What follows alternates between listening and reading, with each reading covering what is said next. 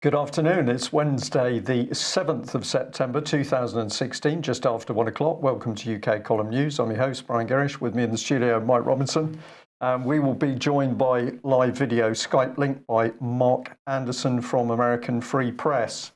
Well, I'm delighted to say the sun is shining in England at least, Plymouth at least, and reports across the country, quite a bit of blue sky. So we're feeling quite happy.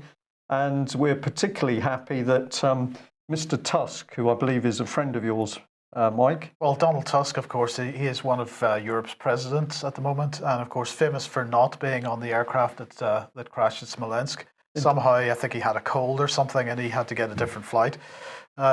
The rest of the Polish government died in that flight, of course. Indeed. Well, he's busy speaking against a very blue sky background here.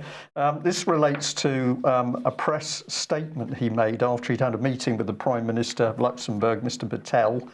And he said, "My interlocutors also paid attention to the big and growing fear of globalization and the feeling of uncertainty about our economic future, the feeling of people that globalization only benefits the elites." Well, that was a pretty good start, but it got much better. We must help people to restore faith in the fact that the EU should serve them, guarantee their protection, and share their emotions. All too often today, the European elites seem to be detached from reality. Well, I noticed in this that he's clearly admitting that the European elites exist. There they are. So the elites exist, that isn't a problem, but slight niggle is that they seem to be detached from reality. Yes. So pretty powerful statement. But in the overall press statement that he made, he was really hammering away, I think is the correct description, because basically he said there was going to be no ground given to Britain. And this is lining up, this statement was made lining up for the next meeting, which is Bratislava, on the 16th of September, 16th this month. So no ground going to be given to Britain. They're not going to join in these discussions and talk about anything to do with Brexit. No, we're not having that. And what are the key issues? Well, Mr. Tusk is picking up that there's a little bit of uncertainty in Europe about immigration, mass migration. So that's got to be dealt with. He's particularly concerned about internal security. And he's also talking about, of course, counter-terrorism operations as well. But I thought how wonderful to see all of that against the background that we needn't worry because the European elites have got our best interests at heart. Perhaps we ought to just bring in Mark Anderson and say, Mark, it's always reassuring, isn't it, when we know that we're being governed by mainly appointed elites and they have our best interests at heart, even if they're a little bit detached from reality. Yeah, appointed government, of course, is a big trend here in the States and in Europe and throughout the world to a large extent. At any rate, it's reassuring on the one hand that he admits there is an elite, but it's not much comfort when he goes on talking about Brexit having really no chance to go forward and speaking as an elite while at the same time bemoaning the elites. It's rather Orwellian in that sense. Yes, frighteningly so. But let's not worry because we did a little bit of homework about this forthcoming meeting in Bratislava. And I'm pleased to say that details of the agenda have been put out. So we'd like to share those with our viewers today. So here we are, informal meeting of the 27 heads of state or government on the 16th September coming up. And get ready for it. Here it is, okay? So it's an informal meeting. There's 2 working sessions. There's absolutely no content to those sessions. And we did a little bit of analysis of this day for you. So get ready for this. Glad handing, they're going to be spending 2 hours. That's sort of arrival, shaking hands. A lot of cuddling will be going on, apparently, Mike. And photo 15 minutes, because all of that's got to be recorded. They're going to have 3 hours worth of lunch. This is looking good so far. They're going to have another hour of self-publicity, and they're going to squeeze in 4.5 hours of talking about absolutely no agenda. Excellent. So there we go. So don't worry, the European elites are clearly in control. And when they finish their lunch and glass of wine and cuddling each other, they're going to make sure that Britain is not allowed to leave the European Union. Indeed. Delusional, perhaps. So G20, the G20 is over, of course, but what's clear is that President Obama has come away the loser. Yesterday, President Putin congratulated China for its hosting of the conference. Putin called it serious and substantive. He said that the Chinese had put their heart into organizing it beautifully, as the Chinese can do, and that it had produced results because everything we wanted was agreed on, despite some unresolved issues we actually agreed on. All documents were signed. And of course, he went on to talk about the TPP and TTIP free trade deals. He said that the G20 does not take legally binding decisions. The value of such discussions at the G20 and in documents like TPP and TTIP lies elsewhere. He said their value is that they set a trend. For example, the Chinese presidency, he's talking about the G20 here, the Chinese presidency has chosen ensuring long-term growth through innovation as the key topic. If somebody moves in a different direction, he acts contrary to the wish of the global community and violates, as it were, generally accepted norms, even if they're not obligatory. These trends are very important, so there's a certain value in this, and it's quite significant. And of course, he was talking about Obama there. And as we look at the news reports, we see that the Japan-China relationship's getting better. We see, well, Turkey-Chinese relationships getting better. Silk Road project, they want to get involved in that. Well, this is a massive geopolitical shift in orientation by Turkey from the United States to Russia and China, and from the west to the east in real terms. Well, absolutely, and of course we also had this business of the president of the Philippines calling President Obama a son of a whore. So this is pretty incredible. I mean, he has, in fairness, he has made similar comments about other people in the past, but nonetheless, and reports of an apology over that are somewhat exaggerated. Nevertheless, Obama absolutely seems to have found himself totally left out in the cold.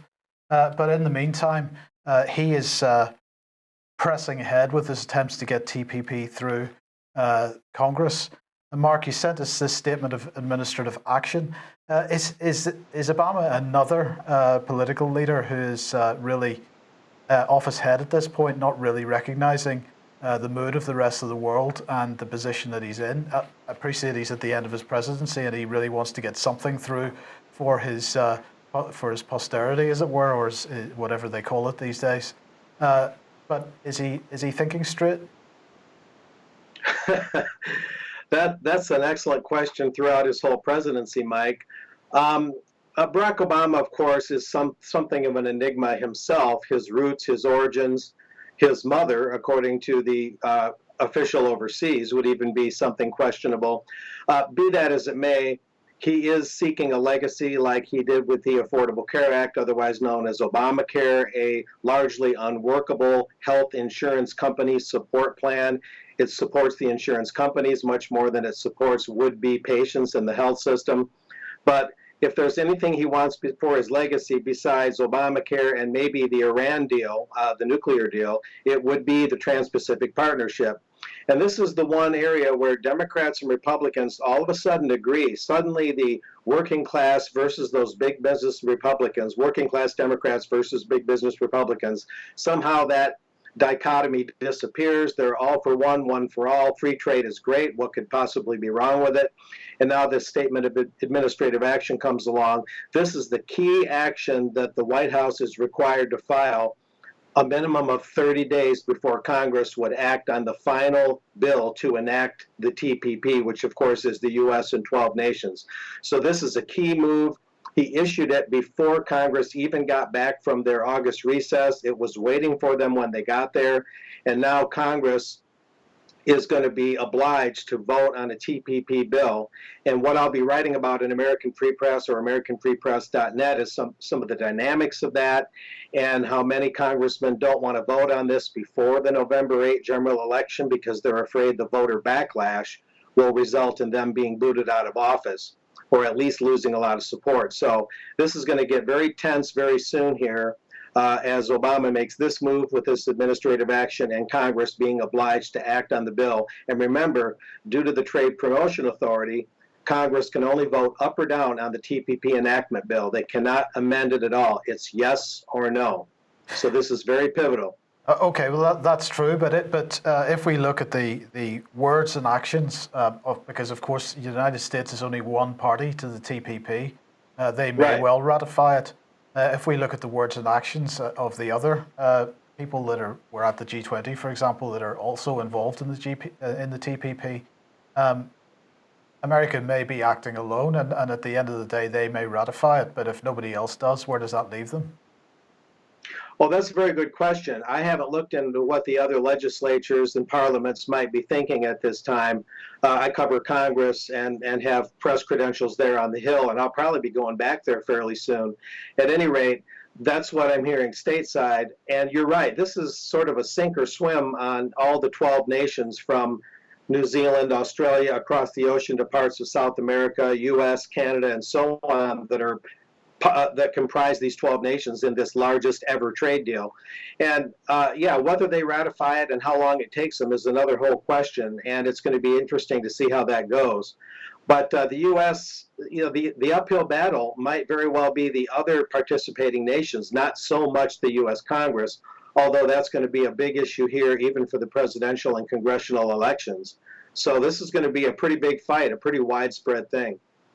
Okay. Now, of course, this coming weekend is the anniversary of 9/11, the event which has changed politics so much over the last 20 years or so. You've wanted to highlight this article from the Rutherford Institute here. Give us a bit of background to this. Well, it's a rather lengthy piece, and people can go to the Rutherford.org. The spelling's fairly obvious, Rutherford.org. And John Whitehead, a noted activist and lawyer, runs this website. And John's been on some news shows I've been on, the former WHDT out of Illinois. And I've talked to him a couple times about specific cases in court. And John is really good at outlining the sheer and utter unpleasant consequences of the war on terror springing from the events of 9/11, which of course were 15 years ago as of this coming Sunday. And I'll talk about a program I'm going to be speaking at for that. But John outlines in this article, I'd invite people to read it. He talks about the war on terror A to Z. A is for American police state, B is for our battered Bill of Rights, C is for civil forfeiture, D is for drones, E is for electronic concentration camp, things like this. And he outlines the overall dire consequences to our civil liberties and to our whole lives stemming from 9/11. Of course, the same thing is pretty much replicated in the UK and throughout the world, especially Western civilization type nation states. I would advise your viewers to check this out. It really outlines in pretty gory detail and very comprehensively the very dire consequences of the war on terror, a war that by definition cannot be won because no one can even define what victory would look like. So this is very instructive, very informative. Okay, thank you for that. Now, of course, back in March, you wrote this article here, Weaponizing the Media. Weaponized media turns up hate, targets dissident thought. And as you say, you will be speaking at an event commemorating 9/11 at the Austin Truth Fest, discussing this issue of weaponized media. Just give us a few words on that. Weaponized media basically refers to anything the media does that either encourages war or doesn't prevent it. Or it could be encourages the demolition of our civil liberties or doesn't prevent the demolition of our civil liberties. And the media does that, the mainstream corporate media, on a virtual every moment basis now that we have 24 news cycles around the world. And this is what I'll be outlining. I'll be talking about the Tavistock Institute there in the UK, some of their influence on weaponizing media, even going back to Orson Welles and the 1938 War of the Worlds broadcast and the psychological effect that had on the American people. I'll be talking a lot about the dynamics, something the New York Times was involved in the Hiroshima bombing, and then more modern things with the War on Terror, some of which will reflect what John Whitehead of Rutherford Institute has to say in that article we just showed. So I'll talk a lot about how the media is an accomplice in the War on Terror in the sense that it sustains it and worsens it and aggravates it, rather than being an instrument for peace, justice, and a check on government tyranny. The media has dropped the ball. It is no longer a check on government tyranny. It is a partner to a large extent in government tyranny. Can I just come in and add to that, Mark? And I've mentioned this before, but I think let's mention it again, is that we've been told by journalists working with some of Britain's bigger papers that they've become quite nervous about investigating stories, particularly around government corruption or child abuse, as two key topics that the moment they start to make phone calls, or certainly if they turn up on somebody's doorstep, the next thing they can expect is the police to be on their own doorstep. So it's remarkable that we have supposedly highly experienced journalists. I know there's a lot of youngsters who come into the journalism and media world, but there are many people who've been there for years for their professional careers, and yet these people still don't seem to understand, as you say, they are actually helping this very vicious police state close in. Why do you think these reporters can't see what's happening around them? Can't or won't, Brian? Well, of course, a paycheck and the promise of a pension has a strong glue to keep them adhered to the system. It's partially kind of a cultural, ideological thing. I've hung out with a lot of mainstream journalists at conferences that are, for journalists and where they discuss the issues. I've met Bob Woodward and some of the bigger names at some of these conferences, and they have their own culture. They believe that Watergate was the biggest scandal in American history. It really was just a small blip. It doesn't even compare to Chinagate during the Clinton years. Hillary's scandals outshine Watergate in their number as well as in their severity. So these journalists are kind of living in sort of a dream world where they think things like Watergate was as worse as it gets. They really have no concept of the police state in its depth and breadth. They don't really have the incentive, and certainly they're not paid or encouraged to look into issues deeper. And unfortunately, they propagandize inadvertently or intentionally, depending on who you're talking about, younger journalists, older managers, but they're upholding the very power structure they're supposed to be monitoring and keeping in check. And it's pretty sad, and I think the alternative media is going to really have its day. That includes us. And so it's time for the media to really be reworked and rewired and to create a new media. That's really all we can do. The old model just can't work under these conditions. Indeed. Good words. Thank you. Indeed. Well, you mentioned civil liberties there, and the Twitter sphere was a bit irate about this article in RT this morning about the fact that Disney World is going to start scanning the fingers of children as young as 3. So they're aiming to scan, in order to put them on tickets for entry, they're going to scan children's fingerprints for children between the ages of 3 and 9 years old. And it's really a non-story in many ways, but what it does, because of the reaction in the public about this, that Disney should be banned from doing this, I would suggest that the better approach might be not to go to Disney World if you feel strongly about this. You have the right to hold them to account by not giving them your money. And we've got to remember, of course, this is the least of Disney's crimes because they have a long-standing connection to child abuse, not only from photographs being taken in Disney hotels at Disney parks, but also a string of Disney staff, security staff and others involved in taking images of children and child pornography and child abuse over the years. So, there are plenty of other reasons to be boycotting Disney. And this is just another one. But, at the end of the day, if we're going to hold these companies to account, the way to do that is with our money, not with demands to ban them from doing something. And to talk about it as widely as possible, of course.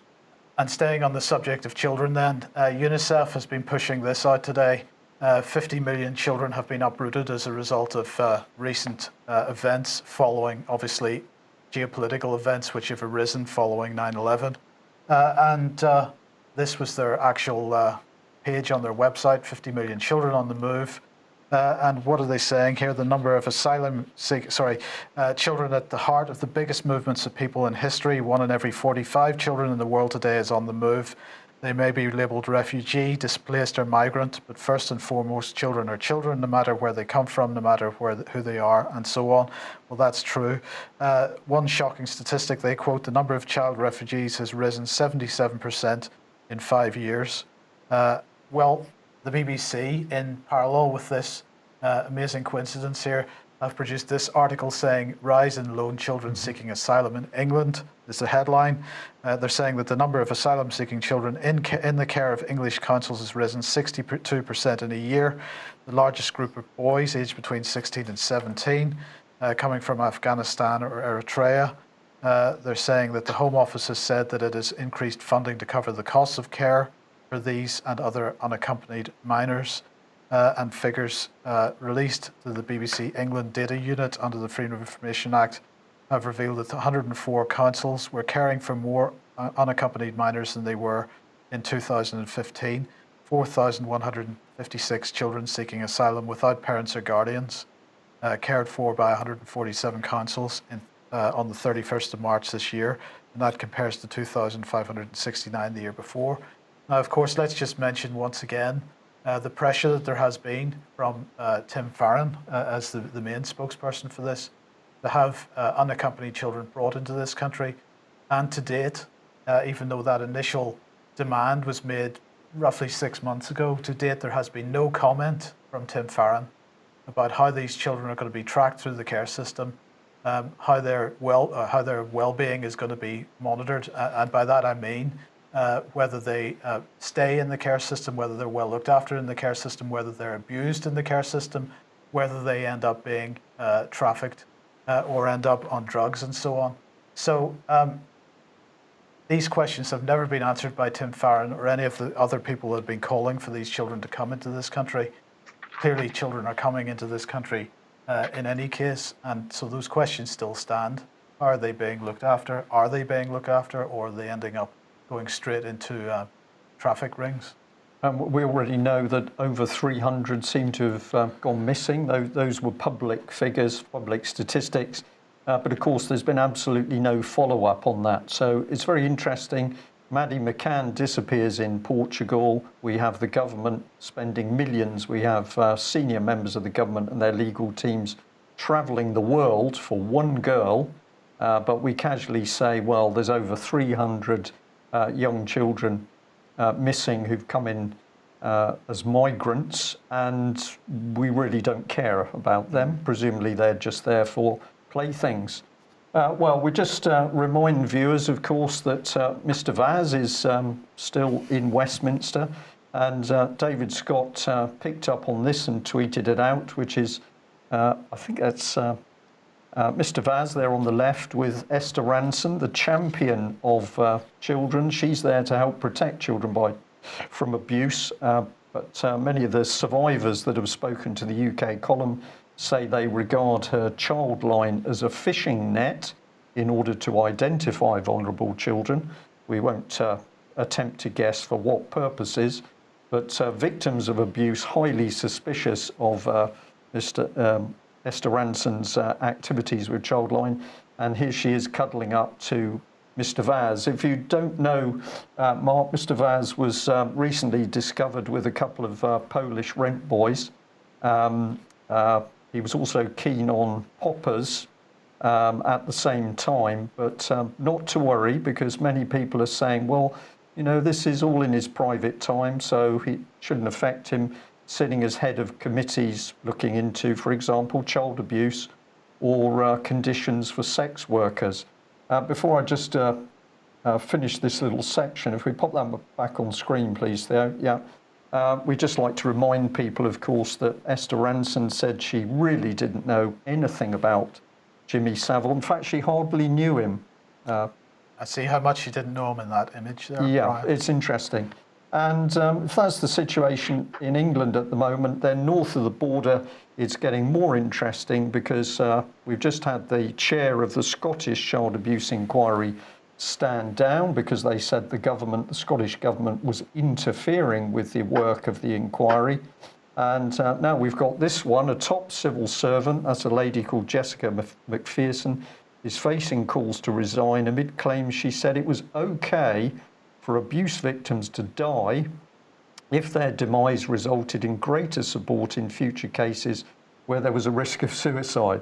And in fact, the change agenda was mentioned because she said if this helps change in the system, it's quite okay. Now, obviously, the article is saying, well, there's no proof she said this, but two separate ladies are saying she did say it. And why should we be interested in this particular person? Well, she's been behind the setting up of what we would regard as a false website. It's the Scottish government saying, trust us, we're going to look after survivors of abuse.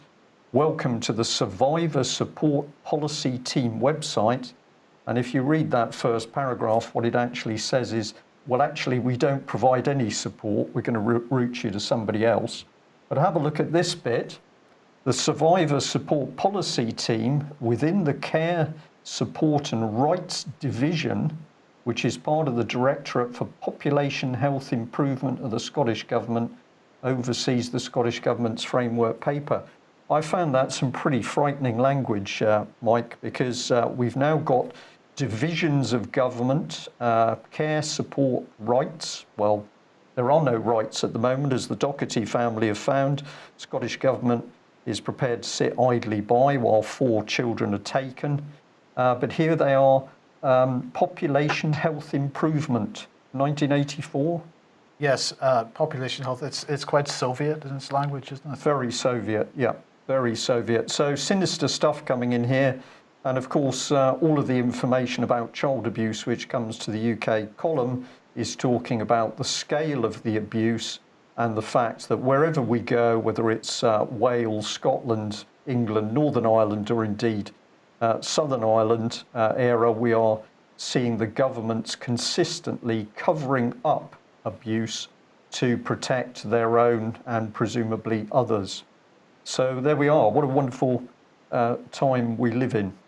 Now, Mark mentioned the state of healthcare in the United States a few minutes ago. Let's have a look at the state of healthcare in the United Kingdom, because we're promoting, or we're apparently the government is producing a multi-million-pound package to achieve National Health Service digital excellence in response to the Wachter review, if that's Wachter, I don't know how you pronounce his name, alongside the new digital services for patients, apparently.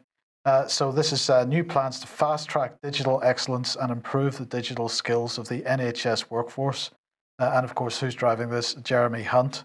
What did he have to say? He said, we want to fast-track existing digital excellence, as well as nurture new skills and expertise that we will need to deliver a new breed of digitized services. Brian, what they're doing here, they're putting a friendly front end of it on it. They're saying that patients will be able to access their data via their tablet or their smartphone, all in one place, and it's going to be really great. But this is part of the big data drive, open data drive. And of course, who are the main services going to be made available to? Corporate entities. And insurance companies. And insurance companies, and sharing patient data. So this is a pretty cynical development, I think. It's cynical, but also we've got that wonderful, I qualify that, it is not wonderful, but the hypnotic language. So we're dealing in centres of excellence. We're nurturing new skills, IT works, digitised services. This is equivalent to the first Sea Lord getting excited that we're going to defend the nation with 3D printers.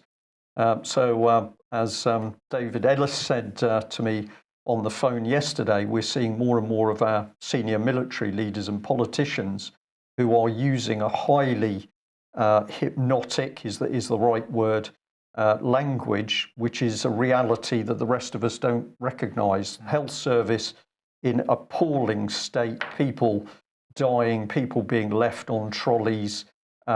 It's an appalling state. It's being privatised, but they are in their world of excellence and over the rainbow to utopia. But of course, what they're doing here is using taxpayer money to build the infrastructure that can then be handed over to the private companies once it's privatised fully and openly. Indeed. We'll come back onto that in the military in a moment. Well, just a quick advert that the British Constitution Group is helping at an event in Glastonbury. This is coming up on Thursday, the 15th of September. And it's basically B.C.G is coordinating an event with a small team of dedicated constitutionalists who have been working in the Glastonbury area. So we're very pleased to support what those people have been doing. And this event is basically starting the push to assert the rule of law.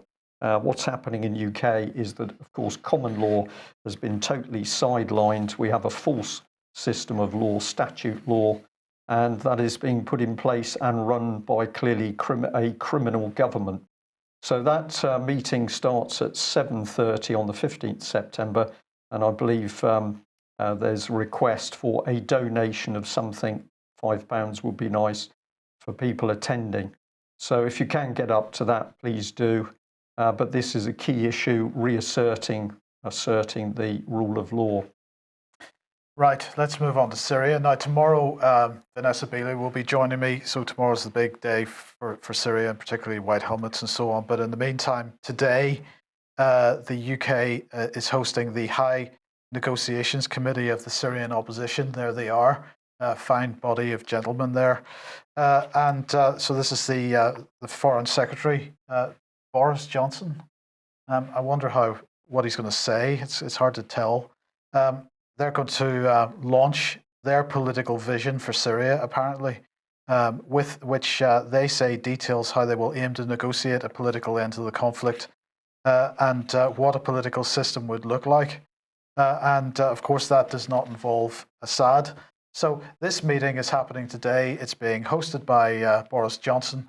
And so it's just a coincidence that the top article on the front page of the BBC News website had the headline, Syrian forces drop chlorine on Aleppo. So more allegations, unfounded allegations, because, of course, what does the first sentence say?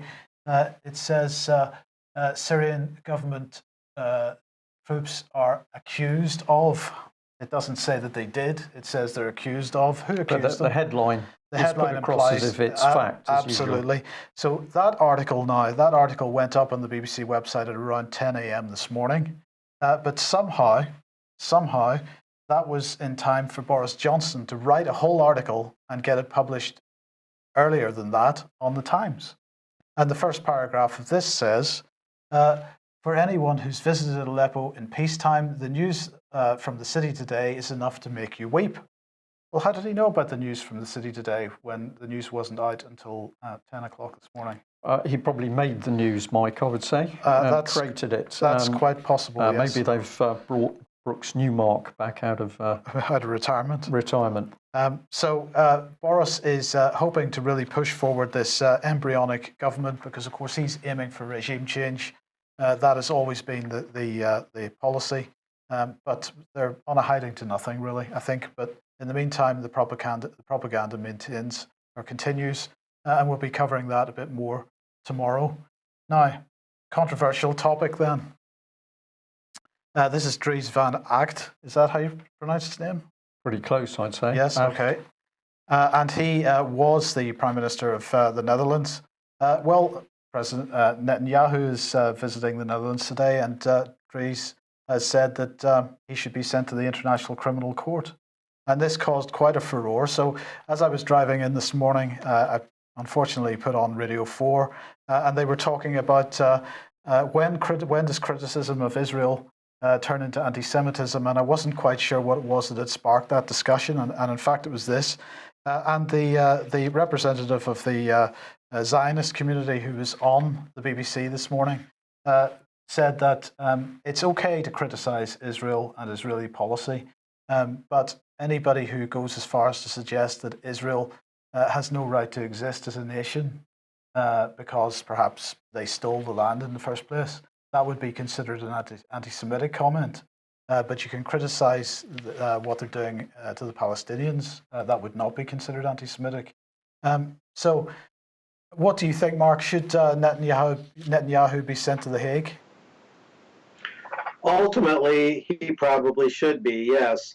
Alison Weir, who I heard speak in Dearborn, Michigan about a month and a half ago, outlined the heavy financial cost and moral cost to the United States of supporting Israel with multi-billions, even getting into the trillions of dollars over the decades. And so really you cannot separate the establishment of Israel from the policies of Israel. They complement each other. They're one and the same thing. The ones who really don't have a right to exist are the Palestinians, if you look objectively at Israeli policy. So if we're talking about right of existence, it's the Palestinians whose rights are being challenged and even ground into the dirt in many cases. We need some objectivity, we need some honesty when it comes to this issue. Absolutely. Okay, well, links in very nicely, but of course we've consistently seen integration between the British military and Israeli defence expertise, at least. And David Cameron was very pleased that he was able to produce a concentrated system of cooperation between British intelligence services and Israeli intelligence, and that includes connections between universities. None of this was explained in any depth to the British public, but that's now the situation: integration, cooperation between the intelligence services and Israel, and also the British military.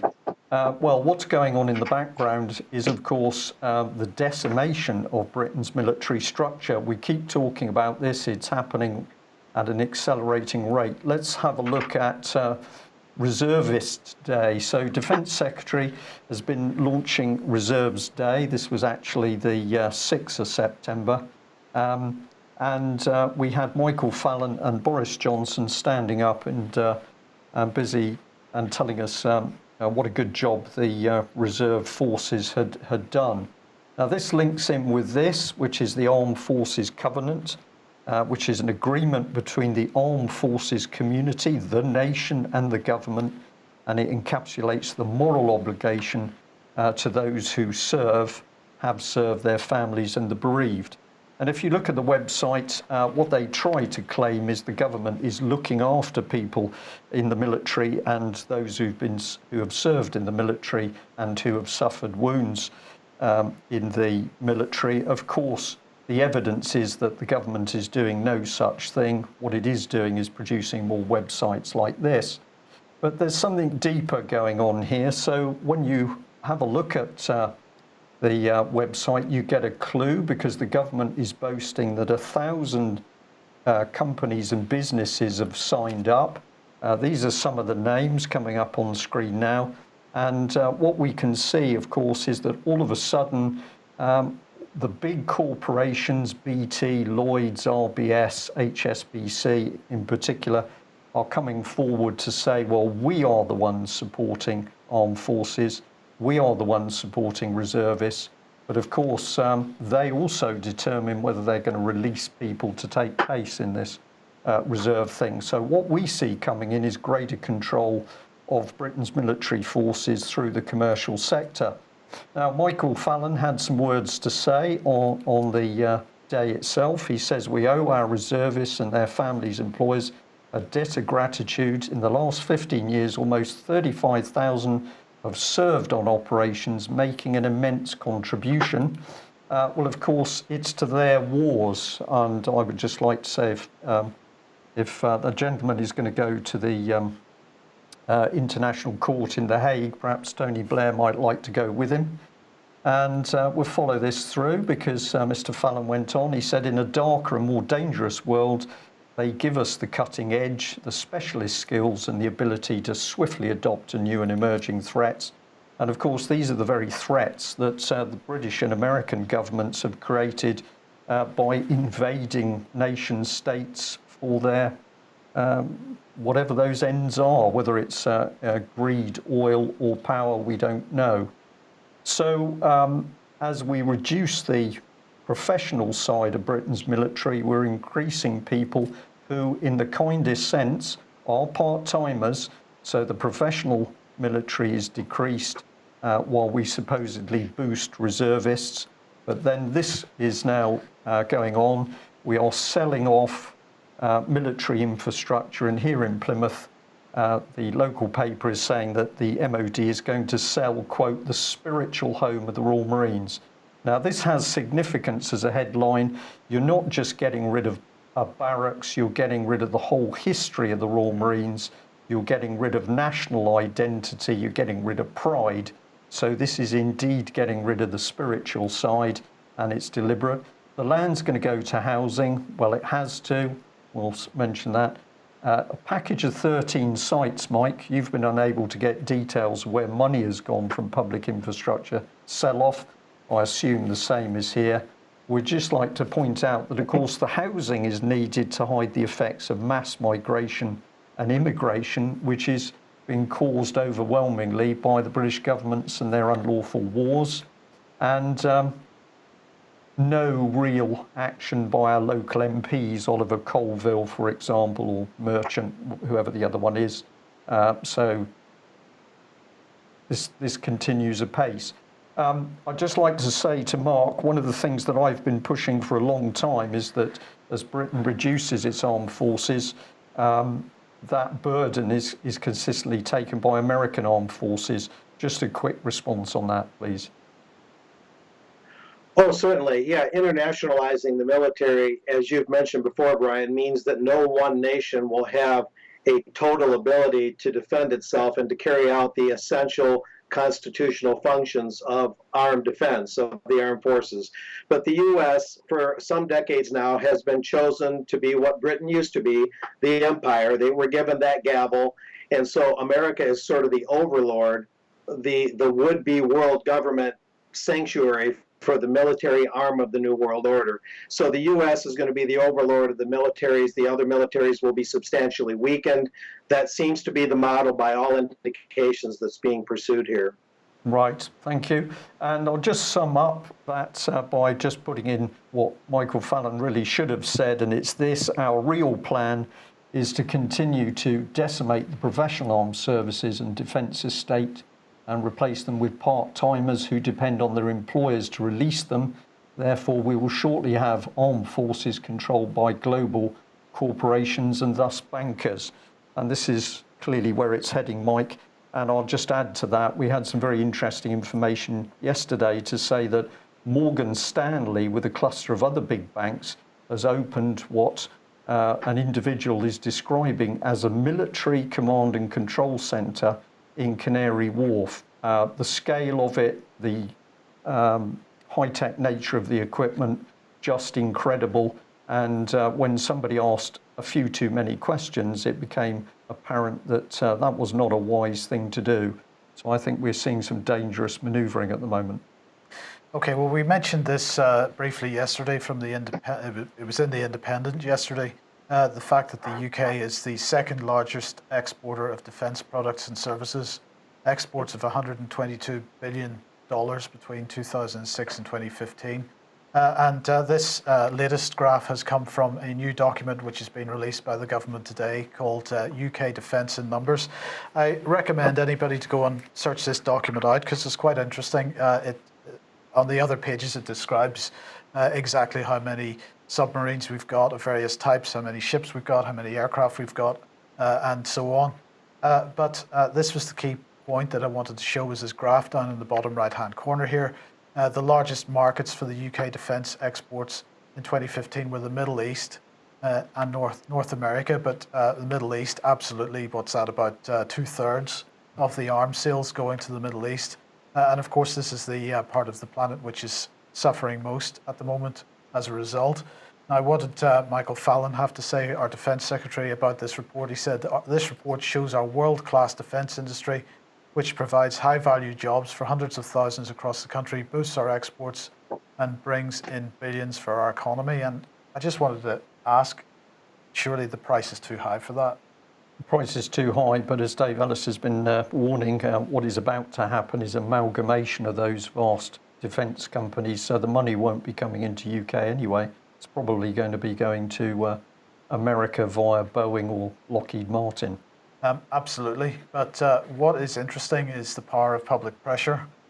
This is Adel Al-Jubeir, and he is the Saudi foreign minister.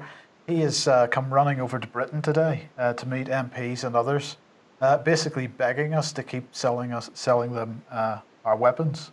And why is that? Because of the public pressure that's coming on over what Saudi Arabia is doing in Yemen. Boris Johnson had to say something. He was basically forced to say something about this. The key test for our continued arms exports to Saudi Arabia in relation to international human rights is whether there's a clear risk that those weapons might be used in the commission of a serious violation of international human rights. And he basically said that Saudi Arabia had not passed the test as far as their use of weapons in Yemen was concerned. The cynicism in this is staggering, but nonetheless, it is interesting that the Saudi royal family has had to take the time to come over to this country to beg.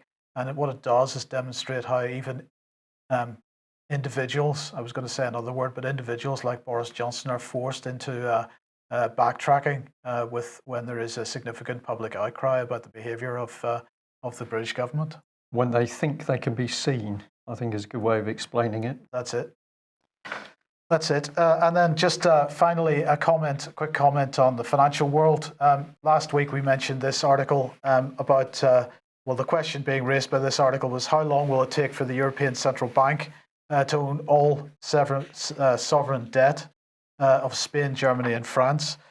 Well, the fact of the matter is that as of the end of August, the European Central Bank has now bought 238 billion euros of German bonds, 189 billion euros in French bonds, 164 billion euros in Italian bonds since March 2015. It has now bought over 1 trillion euros of government-issued bonds, and there basically aren't any bonds left to be bought, as this article was pointing out. So in the last couple of months, although the quantitative easing policy has been that they should purchase 80 billion euros of bonds each month, they've only managed to be able to buy 20 billion euros of bonds. So what does that leave them with? Well, they could start buying corporate bonds, but in Europe there aren't too many corporate bonds to buy. And so the question then is, what type of assets are they going to buy? But what this demonstrates from this article last week and this later news of the actual figures of what they have bought, what this demonstrates is that quantitative easing, at least as far as Europe is concerned, is rapidly reaching the end of the road. And the question then is, what's the European Central Bank going to do next? There's no answer to that question at this point. It remains to be seen, but they're pretty much running out of tools to keep this fraudulent system afloat. Okay, Mark, just a few closing words from yourself on any of the subjects we've covered.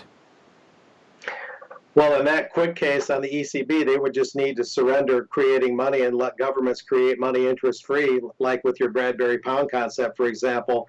But I'll just mention with an announcement that the 9/11 event I'm speaking at, the Austin Truth Fest, this coming Sunday on the 15th anniversary of 9/11. There is a live stream that's going to be available for anyone around the world that wants to watch it, livestream.com, and we can maybe get that website posted on the UK Column website if you'd consider it. And at any rate, someone can get a hold of me through the UK Column or get a hold of the UK Column, and we'll get that link to them, and they can look it up. But that'll be this coming Sunday to get into the details of weaponized media and what happened on 9/11. People will offer different views on that. And what you talked about with Boris Johnson and the Syrian committee and his Times article and the BBC article that just happened to appear, accusing Assad of all these things. This is an example of this weaponized media. I may even include that example in the program this coming Sunday. So it's looking like it's going to be well attended, and it's going to be very enlightening as to the media's role in the war on terror. Well, we will put that link in the show notes underneath the video on YouTube and on the UK Column website. So we will let people know what that is. Wonderful. It's going to be a very dynamic event, really the best of its kind, I'd say, in the U.S. or one of the top ones for the 15th year. It's also going to be simulcast in New York City at the same time. It's going to be a really big thing. This is going to be very, very informative. So okay, there we are. Okay. Mark, thank you very much for joining us. Very informative as always. Before we go, I'd just like to say thank you very much for this card with the donation, which we opened shortly before coming in the studio.